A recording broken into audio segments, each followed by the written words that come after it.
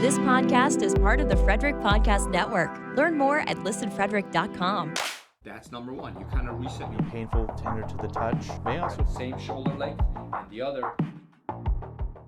So no dating without legal paperwork in Iran. But they pulled us over. Were we in a taxi or were we in my uncle's car? I don't remember which. And he was like, "Don't say anything. Don't talk. Let me go handle this." You know, it's scary. I mean, getting pulled over just for a traffic thing, and they can pull you over for no reason. It's not like United States where you have to have probable cause to pull someone over. They look in a car. They go, "Hey, that looks like there's a woman sitting in the back seat next to a guy. Let's check go get him." out. You know, and then you just they can make anything up and shoot you. Yeah, and they'd be justified. Nothing would happen to them. So, I mean, you really have to consider yourself lucky to have lived there. But you should consider yourself lucky living in the United States. For sure. I do. I know I'm a guest here, and I'm just grateful to be here. But I appreciate it every day. So so let's transition to how you came from, like, the war starts. You guys figure out you need to get out. Yeah, the war is why we left, is because they were taking teenagers to the front lines. Ooh. So they would take kids. Once you, I think at the age of 13, you wouldn't be allowed to leave the country. Iran, the way the law works there is when you turn 18, you have to serve in the military for 21 months. If it's wartime, you go into war. So it's not like they draft you. Right. If you're 18, you're going to war if there's war. If not, you're going to the military for 21 months, you serve, and then you come out. Now, if you get accepted to college, you get to go to college. But after 4 years of college, when you graduate, then you enter the army or military as an officer. Mm-hmm. You still have to do your 21 months, but you have a little more leeway. A little easier. It's a bit easy. You still do boot camp and everything else, but sometimes they let you stay at home. Right. Like you live at home, you just go served all day and you come home again. You know, it's not like you have to live there and travel and all that stuff. But either way, what they were doing was they were taking 13-year-olds because as so many people died in the war, an entire generation died. Doesn't exist in Iran. There's certain age range, and I don't remember what it was, but a few years ago I looked, and there was nobody between the age of 30 and 50 in Iran. Very few, yeah. Most of them had died, and the ones who had lived were in hospitals because of the chemical warfare that Saddam Hussein was using, Agent Orange and all kinds of stuff. When they were using chemical weapons, they were still, their lungs were all burnt up, and they were all in hospitals suffering. My uncle has lung issues. One of my uncles has lung issues from that same thing, and it's funny because Iran would complain to the United Nations, and they would get ignored. But then the minute Iraq used it on Kuwait, everybody went to the rescue. But that's all right because I don't blame them one bit. Iran was not exactly a friend of the United States at the time or the United Nations. Regardless, so they would have taken me to war. And what they would do to teenagers was they would put a key around their neck. It's like a little metal key. They would say, "This is the key to heaven. So hopefully you'll die in the war. And if you die, you're going to go straight to heaven." And they would give money to the families. If their kid died in the war, they would give a bunch of money to families who lost. And I knew a lot of families who, every home you went to had a big picture of some young kid that had died in the war. And these are from anywhere from 13 years old all the way up to 16, 17. It's just atrocious. Really young kids. And they would use them to clear the minefields. So when the Iraqis would come in and they would get pushed out, they would leave minefields. And the dogs wouldn't run out on the mines. The donkeys and horses wouldn't go out on the mines. Only humans would do it. Right. So they would line up these kids and say, "Start walking." And they just walk and blow up until all the mines blew up, and then the soldiers would follow behind them. So they didn't want me to be one of those mine sweepers, and so we decided we had to leave. They didn't let you leave with much, so we only had $500. It was my mother and I, and it was, U.S. didn't want any Iranians to come either. So we had to, when we would go to different embassies every year, it took us, I don't know how many years, we'd go to different embassies and apply for a visa, and we would get rejected over and over because they knew if you come to the U.S., you're going to stay. They don't want you to stay. And so they kept rejecting us. And eventually someone gave us a visa. My mother and I came. And we landed in Los Angeles with 2 suitcases. We had 3 suitcases, but the airline lost one, and $500 of cash, and nothing else. And so you didn't know anybody. You No. didn't. no, didn't speak the language. You looked different. I was more scared in LA than I was during the war or the revolution. In all fairness, I might be more nervous in LA than anywhere else too. But that's a different topic for another day. Maybe even San Francisco these days. Oof. So yeah, but mom got a job as a nanny, and she was making, I think, $100 a week. And this is what a lot of people, I think, don't realize is that often when people came from another country, they already had careers, they had degrees, they had wealth that just did not translate. And so, like, your mom was an accountant. Your dad had built all these businesses, had a medical, degree. While he didn't use it, he did other things. Your aunt was a nurse, very reputable. And then when they came over, that doesn't translate. So Yeah. you literally talk about the Great Reset, Yeah. having to start over from scratch with, what a journey you guys. We had to save up for weeks to be able to eat at McDonald's. And like a meal back then was like That's when none of us knew how bad it was. right. Well, that's when they fried their French fries in lard. Yeah, this was the good old days. Yeah. Then they switched to vegetable oil, and they fooled everybody saying this is healthier. I think their fries probably actually got moldy back then. I'm pretty sure there was a difference in their product back then when we ate it when we were young versus now. But Oh yeah. But we got an apartment, and there was another family. We had to share so we got a 2-bedroom apartment, and there was 5 of us. wow. It was a woman and her 2 kids who lived in 1 bedroom, and my mom and I lived in the other bedroom, and we shared the kitchen and the living room, and each bedroom had a bathroom, so we didn't have to share the bathroom. Thank goodness. Yeah, but they got the bigger bathroom because there were 3 of them. Yeah. So that's how we lived for a couple years in Los Angeles, and she was a nanny. She would walk to the house. It was a doctor and her husband. You met them. Yeah, we've actually stayed in contact with them over the years, which is very, very sweet to be able to meet and engage with the people that really cared about you guys a lot. Gabe, was really there for you guys at the start of your journey. Yeah, they let my mom borrow their car once for a while. They went on vacation, and they said, you drive the car. And then before we left to come to the East Coast, one time I think they did this more than once, but I only remember the one. Is they made popcorn. They invited us over. They said, we're gonna have a movie night. I didn't know what a movie night was. It's new to you. And they played the movie Splash. Have you seen it? Oh yeah, that was Tom one of my Hanks favorites. and Daryl Hannah. It was And a little racy for its time, actually. just the first scene when she's walking on the beach. But I was 11. That's old enough. You can watch that stuff when you're old. It was a PG-13 movie, I think. But Tom Hanks was hilarious. John Candy was in that movie too. And it meant the world to me. He literally, John sat next to me, put his arm around me like I was his son. So my dad wasn't around. Yeah. And we shared popcorn and a bowl of popcorn and just watched the movie together. I don't know if he knows how much that meant. Yeah. What an impact. Yeah. It's amazing when you can look back at your journey and see where God planted people and who he planted for very specific reasons. Right. I think all of us can look back and see that in our lives, but there's several that I can see in yours and you mine. think about it, that's 40 years ago. I still remember it so vividly. Yeah. I was going to watch Splash with the boys sometime. Oh, that's fun. I think they should see that movie.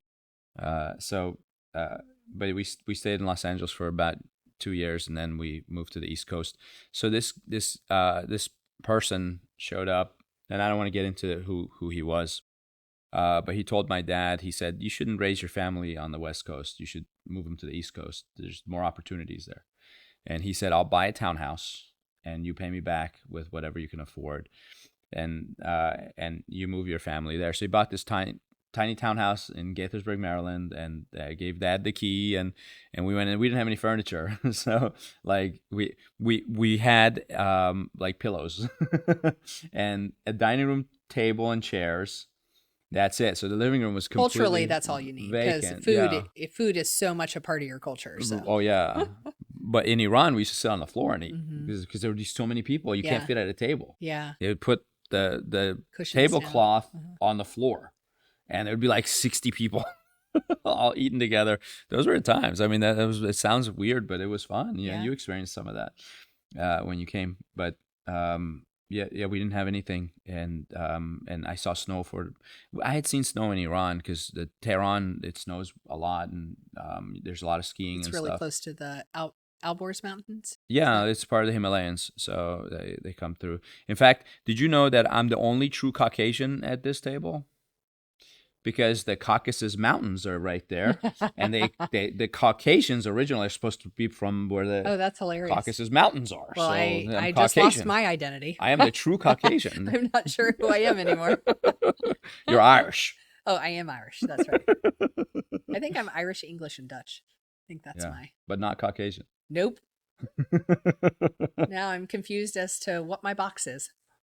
Yeah, well, What box to check? nobody needs a box, except if you're applying for a scholarship for school.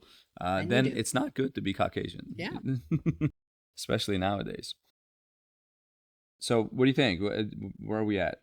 So you're in Gaithersburg. So let's fast forward a little bit. I know that, getting into school was challenging for you. You didn't speak the language, especially when you got to LA. So there's a whole season where TV had to become very, very much a part of your regular day, because that's really how you learned English, right? Talk about immersion. Immersion is the best way. So you're in this classroom all day with people speaking English. You don't really understand. You have Oh a my hard time gosh, yeah, communicating. especially in Los Angeles. In California, we were in Thousand Oaks, which is a small town I think it's northeast of northeast of LA.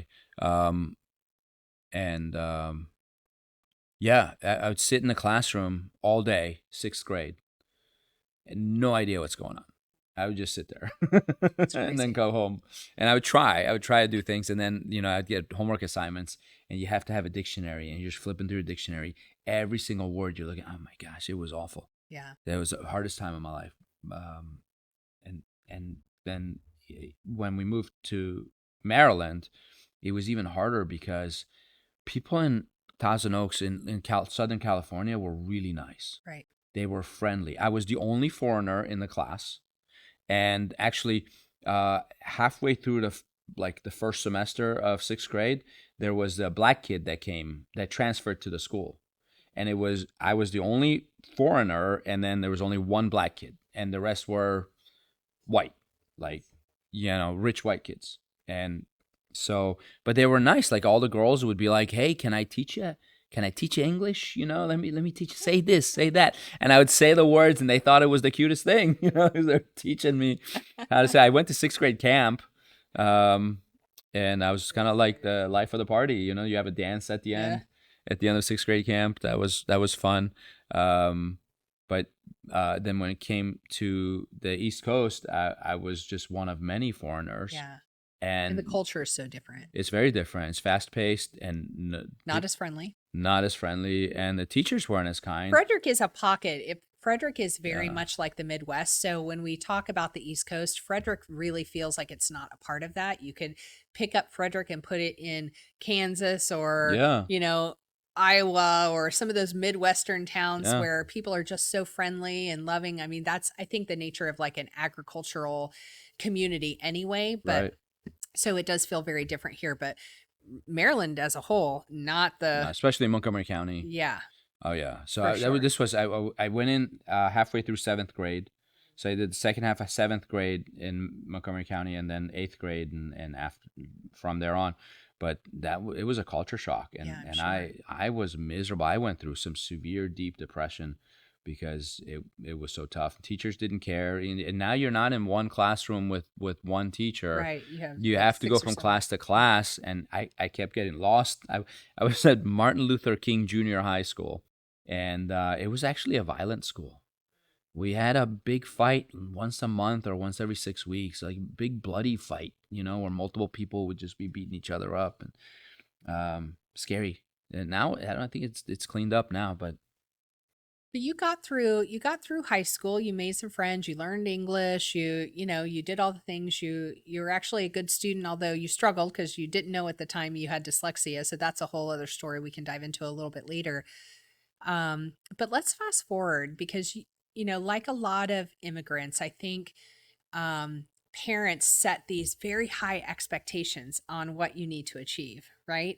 And I think you had that in Iran anyway, like the expectation that parents have for their oh kids yeah, on Iran is success. cutthroat, and you're doing calculus in like fourth grade. Right. It's no joke. The educational system is vastly different. And so that expectation doesn't exit when you exited Iran, right? It's there, and it's probably even more powerful at this point because you guys have started over. You're coming from nothing.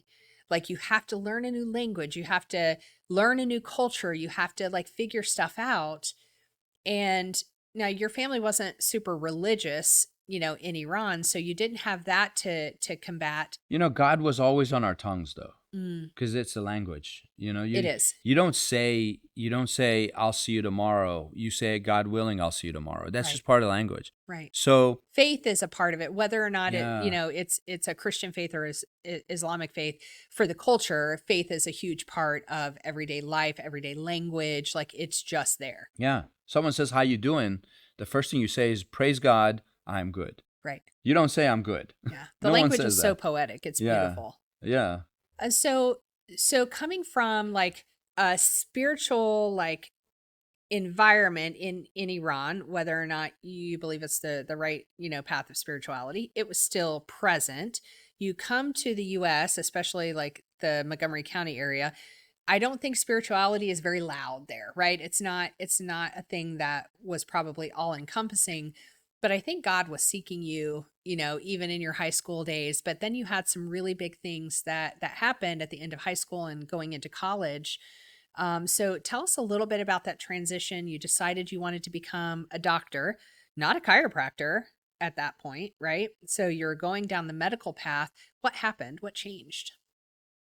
Yeah, I knew I wouldn't be able to afford college, Mm, and I was not athletic because I sat in front of TV, watched Sesame Street all day. The best way to learn English is Sesame Street. true. Far near. Today we're talking about the letter B. It was great. I learned everything. I mean, best teacher I had was Sesame Street, and so all throughout high school, so like Brandy said, I have dyslexia, and even in Iran, first grade, second grade, when a teacher would call on me to read out loud, all the kids would start. First, they would try to control themselves, and then they would start giggling, and then the class would be in roaring laughter because I sounded like I couldn't read. I could read. I knew how to read, but it just wouldn't come out of my mouth correctly, and I had to read very, very slow. When I see a line, my eyes jump from the first word to the fourth word, then to the second word, then I see the third word, then I go back to the first word, and then I try to rearrange it in my head, try to figure out what that sentence is. So it takes me 10 minutes to read a page when you could really do it in 1 minute. The podcast has been therapy for him, It's been truly. helpful. Yeah, you guys see me read now. I feel like I had to do so much of it. I've gotten better at it. But also chiropractic helped me tremendously, getting adjusted regularly and balanced in my nervous system and how the brain communicates with the body. It's been really helpful. So you see me reading from those articles. I can read them now and sound semi-normal until I get tired. Then I sound bad again. But I would go to my teachers in high school and I would say, how can I get an A in your class? Like day one. And they would say, what are you talking about? Just work hard. I would say, no, you don't understand. I can't afford to go to college. I need to get an A. If I don't get an A, I'm not getting a scholarship. So this has to happen. So what do I need to do? And then teachers would tell me. They would say, okay, these are the most important things. And then as soon as I would fall behind, my grade would go down a little bit. I'd run in and go, extra credit. Can I do some extra credit? Can I volunteer for something? Give me something. And I would ask so much that I'd finally go, okay, if you read this other thing or answer these extra questions, I'll give you some extra credit so you can bring your grade back up. And we figured it out. And I ended up graduating 13th in my high school. That's pretty impressive. Class rank was 13. And you didn't even have a diagnosis of dyslexia. You I didn't know. You didn't get that until you were an adult. No, I truly believed I was slow and dumb. Yeah. So which he is neither. Well, sometimes he drives slow, but we should appreciate that. Up for debate. Yeah, and so when we were in California, actually, so my mom grew up in the Armenian village in Iran, and they're Christian. So she would go to mass with them. She lived when she was a kid, she lived in the wall. So there was a wall around the Armenian village, and her house was in the wall. So if she came out the front door, she was in the Muslim side. She went out the back door, she was in the Christian side. And so you'd always go out the back door and go worship with them, hang out with them. And she loved the Christian culture and religion. I didn't know anything about that because this was before I was born. And so when we came to America, she was like, there's religious freedom here. I want to get involved in a church because that's what I like. And so she got involved in a Jehovah's Witnesses church. And there was a lady named Gladys. Gladys and her husband would invite us over all the time. In fact, we would go to church. They would pick us up and take us to church. And then after church, they would take us to lunch. And we'd always have this wonderful lunch. They always paid for everything. It was amazing. And we'd have a beautiful lunch, different restaurants. And then they would drive around. And I don't know why they did this. They would drive around to the really wealthy neighborhoods of California. Not Beverly Hills, but areas where people haven't heard of, but they have back then $1 million house. Today it would be $10 million. Right. They would take us into homes for sale, and we would go out, walk through these homes, and I don't know why they would do that. And then they would drop us off at our little apartment.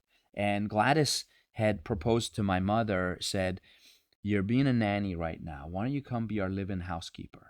We'll give you and your son a place to live." They had a nice house. We'll help you raise your son. We'll put him through school. We'll take care of you guys. Just come live with us. And she was really thinking about it, like really thinking about it. And then eventually, at the end, she said no. And so we ended up on the East Coast, and then Mom found a lady named Nancy. So I don't think I'd ever told you about Gladys. No, I don't think so. Yeah, so her and her husband, I forget her husband's name, but he did metal work in his garage. Oh, neat. So he would build things out of metal for me, and he'd teach me how to do metal work. And nice. Just as you think about the people that had kindness. impact in your lives, yeah.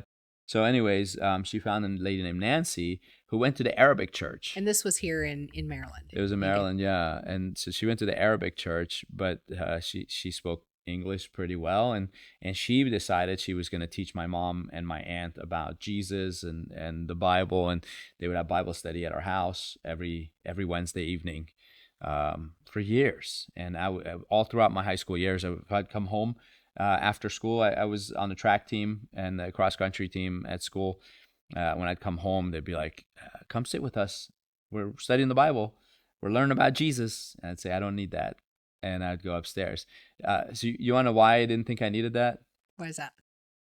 Because when I was little, so I don't know how old I was, very little, 4 or 5 years old. Everyone kept talking about God, and my mom. So in Iran, the Muslims pray in Arabic. They don't know what they're saying because no one speaks Arabic. They speak Farsi, but they pray in Arabic.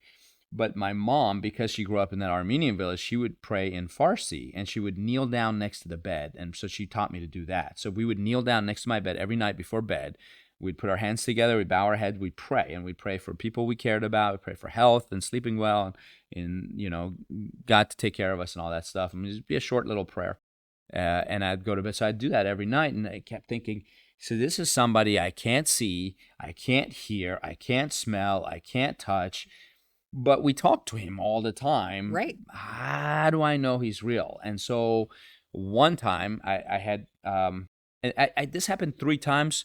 I'll just tell you about 2 of them because these were more significant.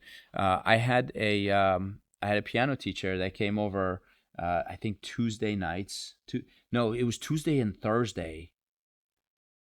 He came over 2 to 3 times a week for an hour. So it was a lot of piano lessons. And he'd teach me piano. And but I liked playing soccer. And all my friends would be in the street playing soccer, and I had to come inside and do piano lessons. One night we were going to have this big match between our street and the next street over. And these kids were going to come over, and I was goalie. Soccer is the thing in Iran. We call it football. So it's going to be this epic football match. It was basically as big as the World Cup because the next street was coming over. Oh, yeah. And so we had practiced, and we had like made plans on how great it's going to be and all that stuff. And it just happened to be on a night where I had to go inside for piano. So we're all warming up and stretching, you know, and what, 6 years old, little kid. But we took it seriously. Soccer was huge. We played all day, every day. I lived with my soccer ball. It was on my foot. Even when if I was sitting down at dinner, my foot was on a soccer ball. It was in my bed at night when I slept. I mean, that's how serious I was. But anyways, so we're all warming up, and I'm thinking any second now, my mom's going to stick her head out the window, that front gate I was telling you about, and wave me in. I had to go inside, go to piano. And but she never. So anyways, that night, I was like, hey, God, here's your chance. You can prove yourself to me. If you really exist, you're going to cancel my piano lessons so I can play soccer tonight, because this is the most important thing in the world right now is soccer. And so I say, if you're real and if you exist, do this.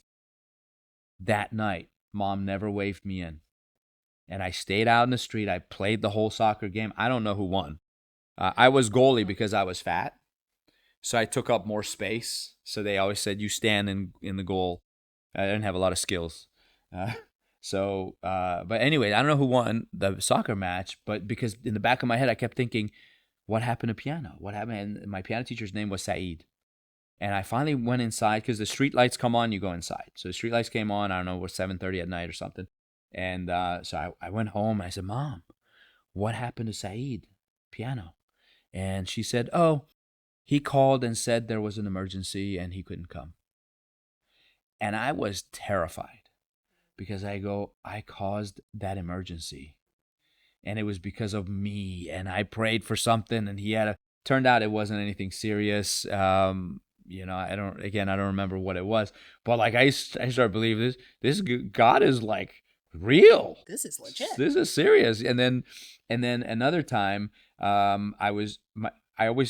every day I asked my dad to take me, when he would come to visit us, I would always ask Dad to take me to the beach, because I told you it was like 30-40 minutes away from our house. I said, can we go to the beach on Friday morning, which is our Saturday there? And he said, if it doesn't rain, we'll go. So I was super excited. I got out of bed. I ran to, we had a couch and a big giant window. So if you kneel on the couch and look out the window, you could see the orange trees and the front gate that was in our front yard. And I'm looking, it's pouring rain. I said, I know what to do. Hey, God, here's another chance for you.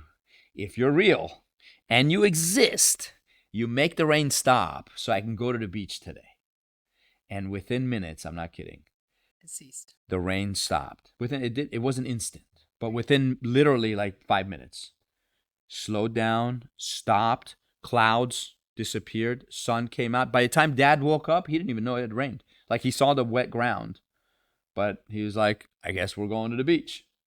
And we ended up going to the beach having fun. So I experienced that and I said, I don't need the Bible study and stuff but I already have a direct link. Yeah, but I did get scared to pray like that again, especially with the emergency that happened with the piano teacher. I said I'd never do that again. I swore to God I would never ask for selfish things, and I didn't all the way until my senior year in high school, which is a whole different story. So when I'd see Nancy and them, studying the Bible, I always said no thanks.